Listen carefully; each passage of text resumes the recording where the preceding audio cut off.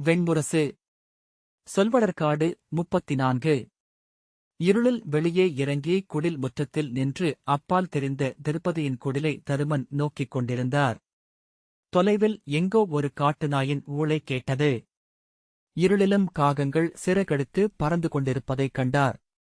அவற்றின் கருமை வானத்தின் கருமையை குறைத்துக் காட்டியது. இருட்டுக்குள் அங்கு அவர் நிற்பதை அவரன்றி வேறெவரும் அறியவில்லை. அவ்வெண்ணமே பெரும் கோட்டையென சூழ்ந்து பாதுகாப்பளித்தது. ஆனால் அதுவே அதை பொருளற்ற செயலாகவும் ஆக்கியது. வாசிப்பது சந்தீப். என்ன எண்ணுகிறேன் இப்போது?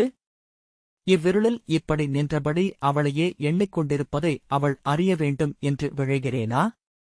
அவள் குடில் விட்டு வெளியே வருகிறாள். ஏதோ நினைப்பில் விழி சுழற்ற அவரைக் காண்கிறாள். அவர் அத்தனிமையில் அவளுக்காக நின்றிருப்பதை அறிந்ததும் அவள் முகம் மாறுகிறது. விழிகள் கனிகின்றன. மெல்ல அருகே வருகிறாள். எத்தனை எளிய உளநாடகம்! மானுடர் தங்கள் பகற்கனவுகளுக்குள் ஆணவம் மிஞ்சிய மூடர்களாக மட்டுமே இருக்க முடியும் போலும். அங்கே 1000 ஆண்டுகாலம் நின்றிருக்கலாம். தெய்வங்களும் மூதாதையரும் அன்றே எவரும் அறியப் போவதில்லை. விண்மீன்கள் என விழிதிறந்து மண்ணோக்கிக் கொண்டிருக்கும் அவர்களுக்கு அது ஒரு பொருட்டும் அல்ல. அங்கேயே ஒரு கற்பாறையாக மாறி அவர் காலத்தில் நிலைத்தாலும் தலைக்கு மேல் விண்மீன்கள் மாறாது சிமிட்டிக் கொண்டிருக்கும். பெருமூச்சுடன் அந்த வீண் எண்ணங்களை விரட்டினார். உள உச்சங்களில் எண்ணங்கள் ஏன் கட்டவிழ்ந்து சிதறுகின்றன? முனை கோர்ந்தால் கொள்வதற்குப் பொருளில்லை என்பதனாலா? அல்லது கொள்ளும் அப்பொருளின் எடையை அஞ்சியா? மீண்டும் பொருளற்ற எண்ணங்கள். அங்கே நின்றிருக்க முடியாமல் அவர் தன் அறைக்குள் சென்றார். நெய்யகல் மெல்லிய ஒற்றை இதழசைவாக நின்றிருந்தது. தூணிழல் அருகே அதன் காவல் போதுமென நின்றாடியது. பீடத்தில் அமர்ந்து அருகே வைக்கப்பட்டிருந்த சுவடியில் ஒன்றை எடுத்துப் புரட்டினார். மைத்ரேயின் வினாக்களுக்கு யாக்ஞவல்யர் அளித்த விடைகள் அடங்கிய சிறுநூல் அது. கைப்போன போக்கில் ஏடுகளை புரட்டினார். கணவர்கள் அவர்கள் கணவர்கள் என்பதனால் விரும்பப்படுவதில்லை மைத்ரேயி. மாறாக அவன் ஆத்மா என்பதனால் விரும்பப்படுகிறான். மனைவி மனைவி என்பதனால் விரும்பப்படுவதில்லை. அவள் ஆத்மா என்பதனால் விரும்பப்படுகிறாள். கண்களை மூடி அச்சொற்களை அவர் தனக்குள் ஓடவிட்டார். உள்ளம் அச்சொற்களுக்கு அப்பால் தனியாக ஒரு சொல்லுரையென சென்று கொண்டிருந்தது. அனைத்தும் அவற்றின் பொருட்டு விரும்பப்படுவதில்லை. அனைத்தும் ஆத்மா என்பதனாலேயே விரும்பப்படுகின்றன. அவர் அவ்வெழுத்துக்களையே நோக்கிக் கொண்டிருந்தார். பூர்ஜ மரப்பட்டையில் கடுக்காய் கலந்த மையால் இறகு முனை கொண்டு எழுதப்பட்ட வரிகள். அவை எழுதப்பட்டு எத்தனை ஆண்டுகளாகியிருக்கும்? 30 ஆண்டுகளுக்கு குறையாது. அவற்றை எழுதிய இளமானவன் முதிர்ந்திருப்பான். அவன் அறிந்துவிட்டானா அவன் எழுதியதன் பொருளென்ன என்று? அவர் சுவடியை வைத்துவிட்டு எழுந்து வெளியே சென்றார். மீண்டும் முற்றத்தில் நின்றிருந்து கொன்றையின் அடியில் கைகளை மார்பில் கட்டிக்கொண்டு நின்று அவள் குடிலை நோக்கிக் கொண்டிருந்தார். அவள் துயின்றிருப்பாளா? அவள் காட்டுக்குள் வந்த அன்று நன்கு துயின்றாள். மறுநாளும் துயின்றாள்.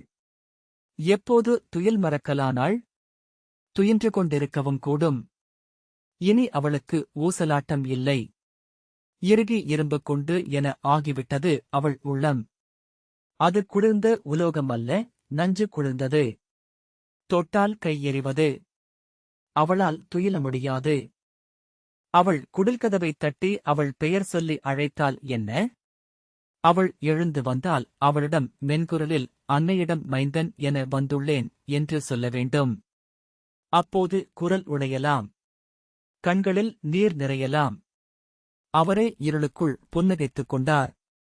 அவள் முகம் அப்படியேதான் இருக்கும் என்பதில் ஐயமே எழவில்லை.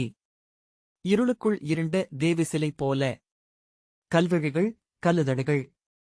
கண்களைக் கொட்டினாலும் இருளில் எழுந்த அந்தப் பாவை விழிகளுக்குள் நின்றது. நிமிர்ந்து வானில் அலைந்த காகங்களை பார்த்தார். அப்படி அவள் முன் சென்று நிற்கும் உரிமையை அளிப்பது எது? அவளுடன் காமத்திலாடிய பொழுதுகளின் நினைவுதான். ஆணுக்கு மட்டும்தான் அது அத்தனை முதன்மையானதா?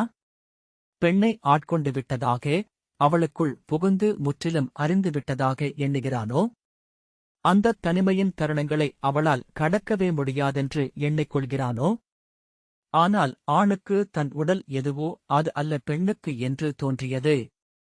ஆண் உடல் அவனுக்கு மட்டும் உரியது. அவள் உடலோ முதன்மையாக அவள் குழந்தைகளுக்குரியது. குழந்தைகளுக்குப் பின் அது அவளுக்கு முற்றிலும் வேறு பொருள் கொண்டு விடுகிறதோ?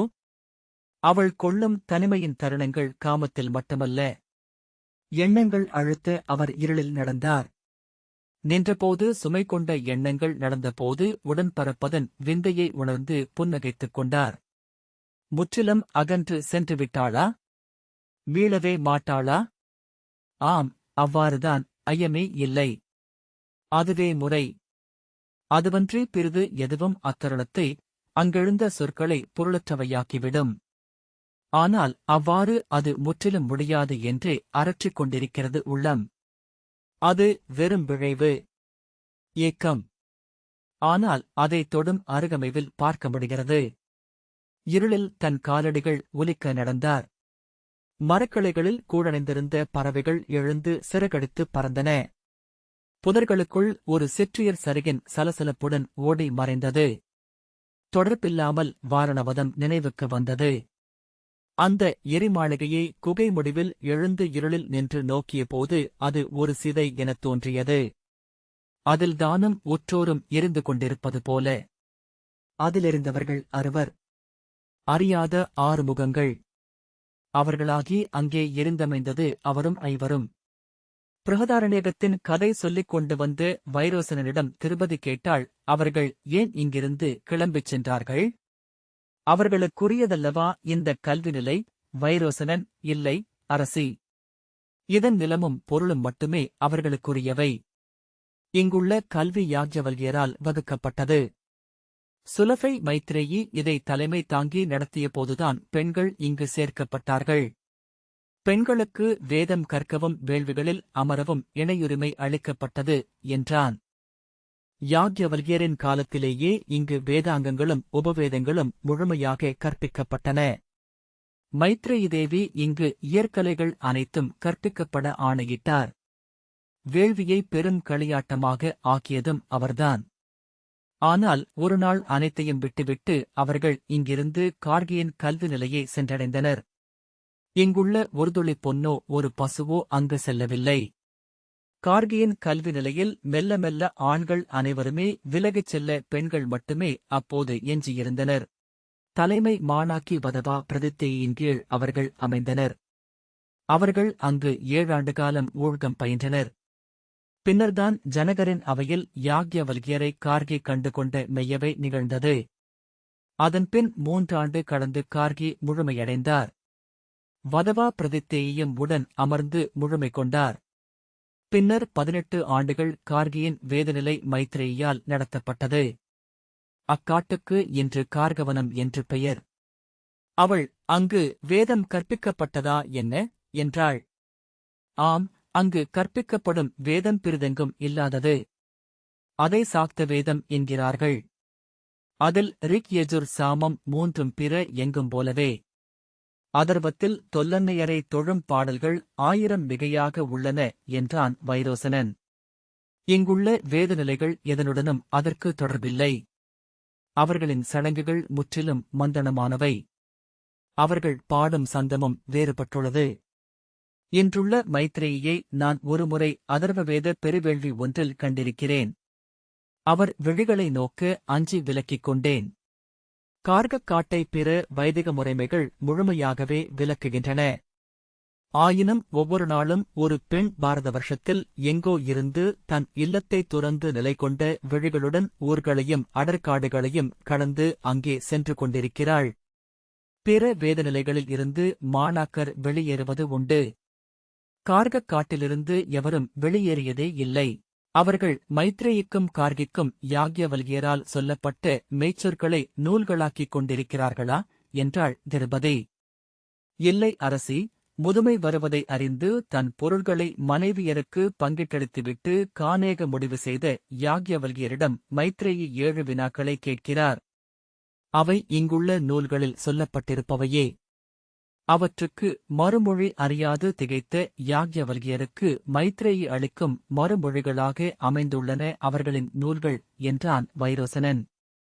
கார்கியுடனான உரையாடலிலும் கார்கியே மெய்மையுரைப்பதாக அந்நூல்கள் சொல்கின்றன. அவர்கள் குடில் முற்றத்தை அடைந்து விட்டிருந்தனர். தருமன் அவள் முகத்தை நோக்க முயன்றான். நெய்விளக்கின் செவ்வொளியில் அது உணர்வற்றிருந்தது. அவள் ஒன்றும் சொல்லாமல் தன் குடிலுக்குள் புகுந்து மறைந்தாள். வைரோசனன், அரசே, ஓய்வெடுங்கள். நாளை காலை இங்கே சொற்பேரவை நிகழ்கிறது.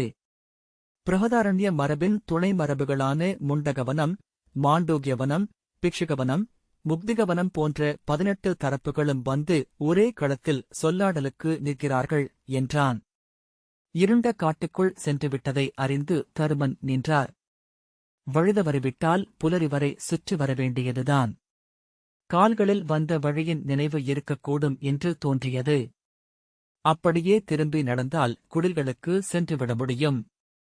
ஆனால் ஒரு அடி தவறான திசையில் வைத்தாரென்றால் அது முற்றிலும் பிழையான எல்லைக்கு கொண்டு செல்லக்கூடும். இன்னும் கூட கந்தகம் கொந்தளிக்கும் குழிகள் கொண்டது இக்காடு. மானுடர் வாழ்ந்து வாழ்ந்து இதன் ஒரு சிறுபகுதியைத்தான் பழக்கி எடுத்திருக்கிறார்கள். திரும்பி நடந்தபோது அவர் தைத்திரியக் காட்டின் அந்தக் குட்டிக் குரங்கை நினைத்துக் கொண்டார். அங்கிருந்த நாளெல்லாம் அவர் மடியில் உறங்கியது அது. அதன் அன்னை பலமுறை அதைத் தொடர்ந்து வந்து அவரை நோக்கி அமர்ந்திருந்து விட்டு சென்றது. சில நாட்களில் அவர் குடிலிலேயே அது தங்கத் தொடங்கியது. அவரது மரபுரிகளைக் கொண்டு சென்று கூரை மேல் போட்டது. காட்டுக்கனிகளைக் கொண்டு வந்து குடிலெங்கும் உருளவிட்டது. சுவடிகளை ஒருமுறை அது தொட்டபோது அவர் சினம் கொண்டு கை ஓங்கினார். பற்களைக் காட்டிச் சீறியபடி தூணில் ஏறிக்கொண்டது. இருகைகளாலும் கால்களாலும் குறுக்குச் சட்ட மூங்கிலை பற்றிக் கொண்டு அமர்ந்து ஊசலாடுவது போல ஆடி ஹஹ என்று ஓசையிட்டது. அவர் மீண்டும் அதை அதட்ட மேலே சென்று சிறுதுளி சிறுநீரை அவர் அருகே பீச்சியது. அதன் நாற்றத்தால் அறை நிறைந்தது. அன்று முழுக்க மேலேயே அமர்ந்திருந்தது. அவர் இரவு படுத்தபோது மெல்ல அருகே வந்து அமர்ந்து ர் என்றது. அவர் அதன் தலையின் புன்மயிரை மெல்ல தடவினார். அவர் அருகே உடலை ஒட்டிக்கொண்டு குழந்தை போல சுருண்டு படுத்துக்கொண்டு உடனே துயிலில் ஆழ்ந்தது. ஆனால் அதன் பின் அது சுவடிகளை தொடவே இல்லை. அவர்கள் அங்கிருந்து கிளம்பியபோது அது மரக்கிளைகளில் தாவியபடி கூடவே வந்தது.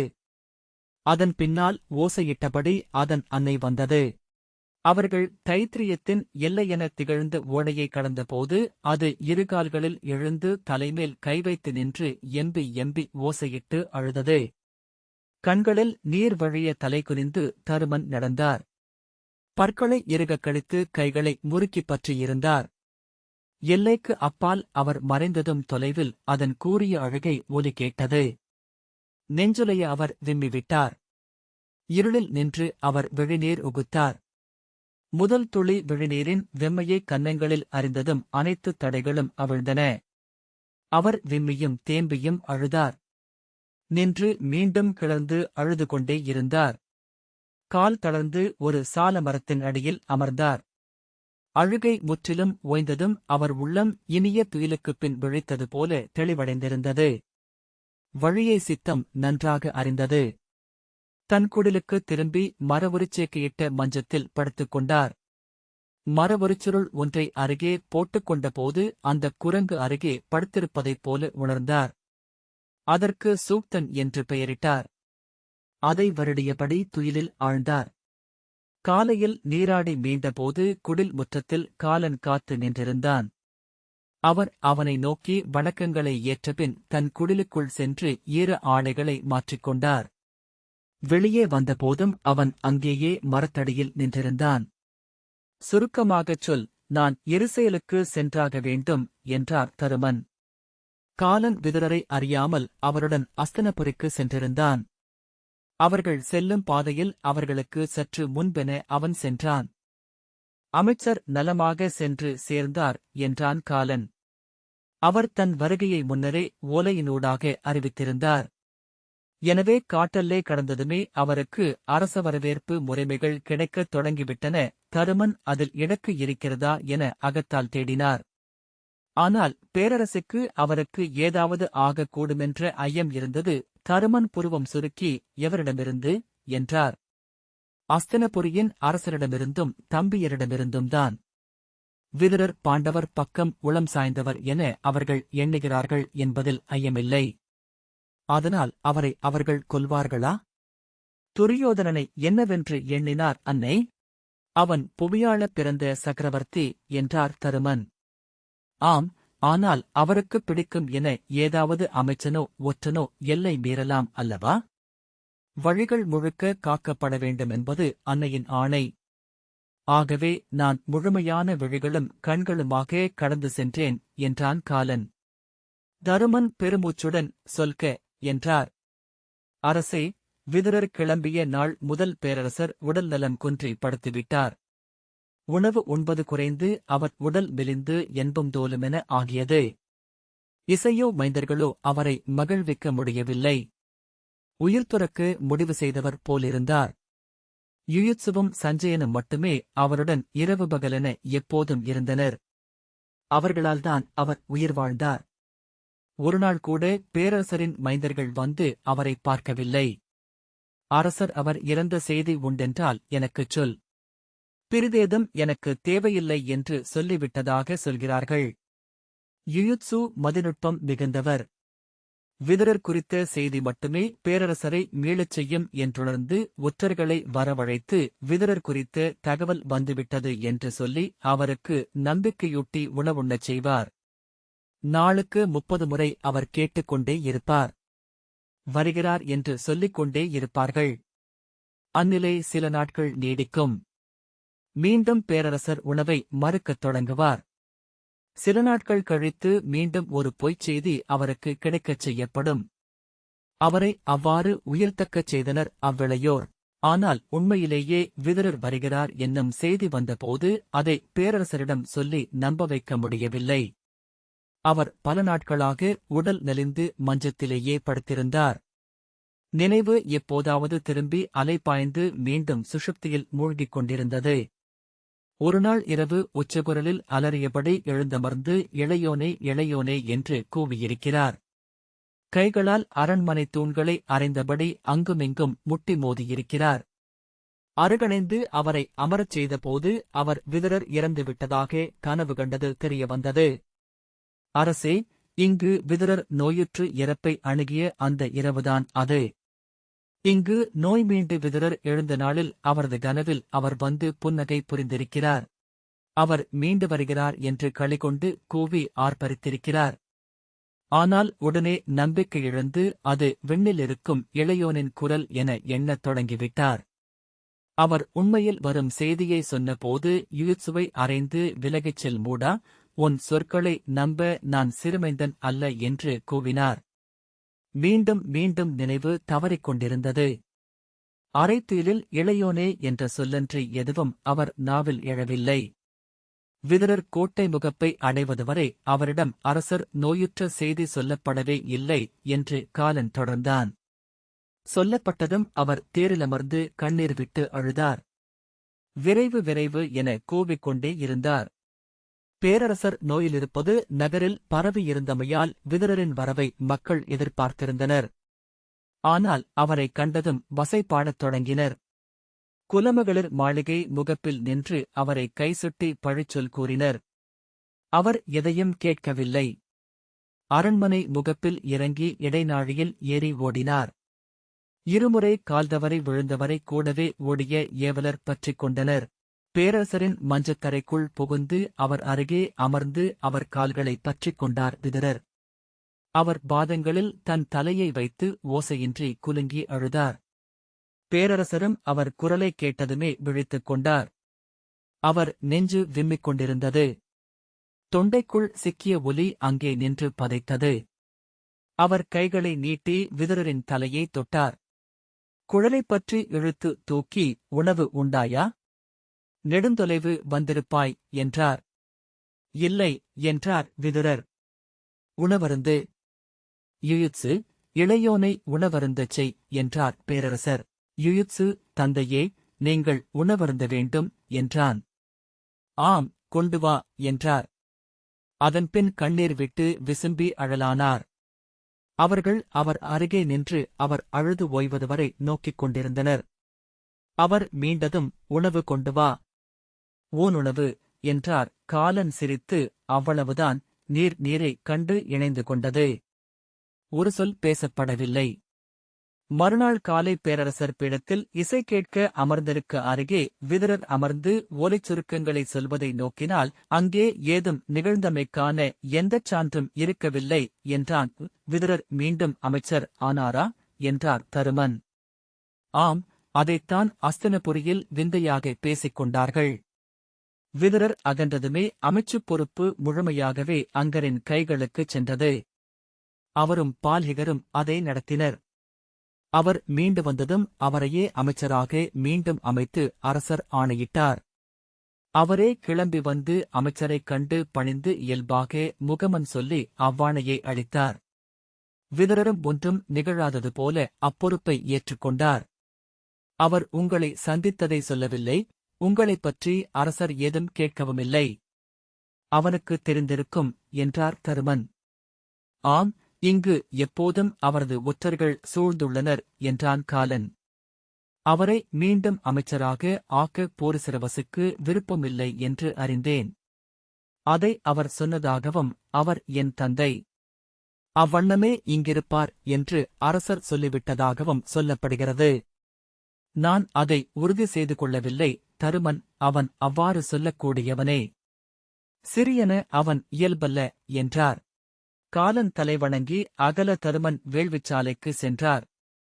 நகுலனும் சகதேவனும் முன்னரே அங்கிருந்தனர். அவர் அவர்களுக்கு அருகே அவருக்கென இடப்பட்ட தர்ப்பைப்புல் இருக்கையில் அமர்ந்தார். பிருஹதாரண்யத்தில் வழக்கமான மாபெரும் வேள்விச் செயல் நடந்து கொண்டிருந்தது. அவி உண்ட நெருப்பு ஒளியிழந்து சுருண்டது. மெல்ல எழுந்து குழந்துவிட்டு தாவி காற்றில் ஏறி நின்று துடித்தது. பீதர் நாட்டுப் பட்டை விரித்து உதரும் ஒலி போலிருந்தது அதன் ஓசை. வேதச்சந்தத்தில் அது மட்டும் தனியாக ஒலித்தது. கட்டப்பட்டு திமிரி தாவும் சிம்மம். மண்ணில் கட்டப்பட்டுள்ளது எரி. மாதரஸ்வானுக்கு அன்னையிலிருந்து விடுதலையே இல்லை. வேள்வி மீதம் உண்டபின் அவர்கள் எழுந்து வெளியே வந்தனர். தருமன் சுருக்கமாக காலனின் செய்தியை சொன்னார். ஆம், நான் அதையே எதிர்பார்த்தேன் என்றான் நகுலன். வைரோசனன் அவர்களருகே வந்து, வரும் முழுநிலவு நாளில் இங்கே பெரும் பொதுவேள்வி ஒன்று நிகழவிருக்கிறது அரசே என்றான். அதை நிகழ்த்துபவர் அஸ்தினபுரியின் அரசர். பேரரசர் உடல் நலம் குன்றியிருந்தபோது நாளும் அவருக்காக அவியிட்டு வேண்டிக் கொள்ள ஆணையிட்டிருக்கிறார். இப்போது அவர் உடல்நிலை செம்மையாகிவிட்டமையால் அதை பெருங்கொடை வேள்வியாக ஆக்கும்படி ஆணை. நகுலன், அஸ்தினபுரியில் நாளும் வேள்வி நிகழ்ந்து கொண்டிருக்கிறது என்கிறார்கள் என்றான்.